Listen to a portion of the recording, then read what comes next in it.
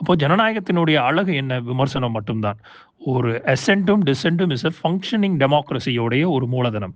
ஒரு அரசை யாருமே விமர்சிக்கவில்லை என்றால், அது ஜனநாயகத்தினுடைய வெற்றி அல்ல. அது பயத்தின் அறிகுறியாக மாறக்கூடும். அதே நேரத்தில் விமர்சனம் என்ற பெயரில் தவறான தகவல்களை பரப்புவதும் ஏற்க முடியாதது. எனவே 2 விஷயங்களையும் சமமாக பாதுகாக்கப்பட வேண்டும். 1 கருத்து சுதந்திரம், 2 சட்டத்தினுடைய ஆட்சி. இதில் ஒன்று அதிகமாகவும் மற்றொன்று குறையாகவும் இருந்தால் ஜனநாயகத்தினுடைய சமநிலை பாதிக்கப்படும். இந்திய வரலாற்றை பாருங்கள்.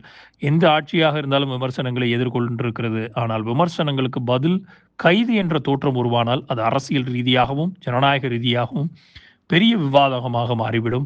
அதைத்தான் இந்த 70 நாட்களுடைய தாவேகா ஆட்சி செழிப்பாக செய்து கொண்டிருக்கிறதாக பொதுமக்கள் மத்தியில மிகப்பெரிய ஒரு கேள்வியை உருவாக்கியிருக்கிறது.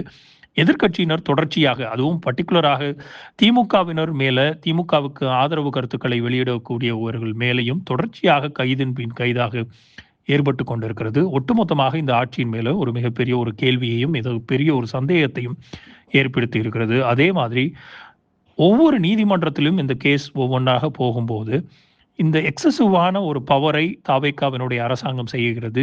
ஏன் நீங்க கரெக்ட்டான செக்ஷன்ஸ பயன்படுத்த மாட்டேங்கிறீர்கள்? டெஃபமேட்டரியான ஸ்டேட்மெண்ட்டை மேக் பண்ணக்கூடிய அவதூறு கருத்துக்களுக்கு அவதூறாகவே உருவாக்கப்பட்டிருக்கக்கூடிய சட்டங்களை அதில பிரஸ் பண்ணாம, ஏன் நீங்கள் கலவரத்தை தூண்டக்கூடிய போன்ற அதிபயங்கரமான சட்டப்பிரிவின் கீழ் இவர்கள் மேல வழக்கு பதிவு செய்கிறீர்கள் அப்படிங்கிறதையும் நீதிமன்றம் தொடர்ச்சியாக கேள்வி எழுப்பிக் கொண்டே இருக்கிறது. இந்த ரீல்ஸினுடைய முழு வீடியோ த லீடர்ஸ் தமிழ் யூடியூப் சேனலில் கண்டுகளியுங்கள்.